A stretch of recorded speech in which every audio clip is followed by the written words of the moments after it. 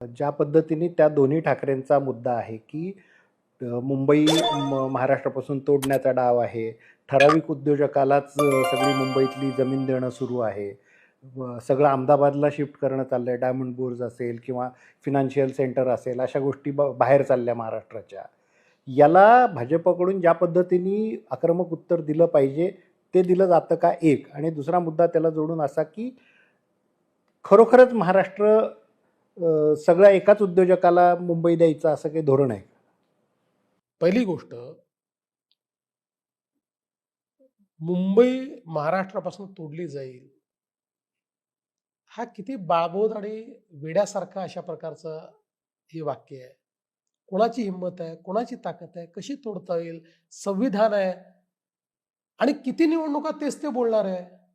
प्रत्येक निवडणूक आली, मी तर 1 महिन्यापूर्वी घोषित केलं होतं, आता निवडणूक आलेली आहे, आता उद्धव ठाकरे स्क्रिप्ट बदला, नवीन रायटर घ्या. संजय राऊत घिसेपिटे रायटर झाले आहेत, त्यांच्या स्क्रिप्ट वाचून वाचूनच तुमची ही अवस्था झाली आहे. आता एक नवीन रायटर आणा, काहीतरी फ्रेश बोला, काहीतरी विकासावर बोला. हे काहीच बोलत नाही. मला सांगा, मुंबईचं फायनान्शियल सेंटर जे आपल्याला मुंबईत करायचं होतं, मुंबई आणि अहमदाबाद रेसमध्ये होतं, हे कधी गेलं? 2012 साली गेलं. कोणाचं सरकार होतं? इथे सरकार होतं काँग्रेसचं, देशात सरकार होतं काँग्रेसचं, आणि मुंबईत सत्ता होती शिवसेनेची. पण तेच बोलतायत आता, आणि तेच सांगतात. त्यावेळेस थांबवायला पाहिजे होतं ना, की नाही हे मुंबईला झालं पाहिजे, हे नाही थांबवलं. त्यामुळे मला असं वाटतं की आता हे जे काही यांची घिसेपिटी रेकॉर्ड आहे ना, ही ऐकून मराठी माणूस एक कंटाळला आहे.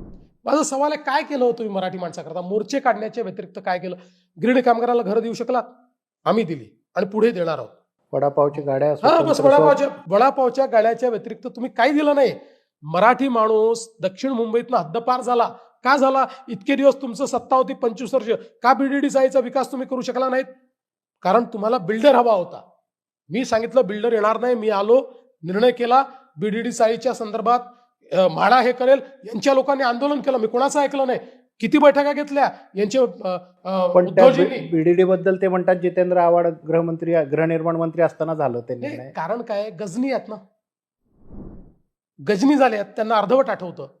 म्हणून त्यांना सांगतो मी, देवेंद्र फडणवीस मुख्यमंत्री असताना त्याचा निर्णय झाला, त्याचे आराखडे तयार झाले, त्याचं टेंडर निघालं, त्याचं वर्क ऑर्डर झाला, त्याचं काम चालू झालं. काम इतकं वर आल्यानंतर तुमचं सरकार आलं आणि झालेल्या भूमिपूजनाला तुम्ही जाऊन पुन्हा भूमिपूजन केलं.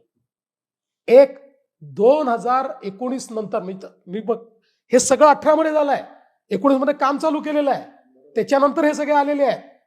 त्यामुळे मी तर सांगतो की दुसऱ्याचा मुलगा आपल्या मांडीवर बसवतात आणि माझा मुलगा म्हणून सांगतात. कारण याच्याकडे सांगायला काय नाही. अभ्युदय नगर आहे, पत्राचाळ.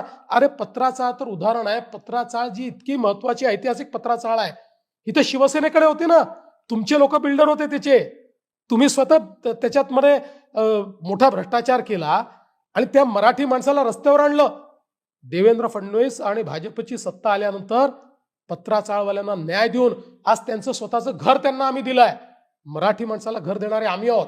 आणि म्हणून हे विकासावर बोलू शकत नाही. म्हणून मग यांना मुंबई तोडली जाईल. मराठी माणसाचं अस्तित्व एकदम कायम आहे. मराठी माणसाच्या अस्तित्वाचं मुद्दाच नाही आहे, मुद्दा यांच्या अस्तित्वाचा आहे. यांना असं वाटतं हे म्हणजेच मराठी, यांचं अस्तित्व म्हणजेच मराठी माणसाचं अस्तित्व. हे समृद्ध झाले की मराठी माणूस समृद्ध झाला, असं नाही आहे. मराठी माणसाकरता तुम्ही काही केलं नाही, मराठी माणूस तुमच्यासोबत येणार नाही.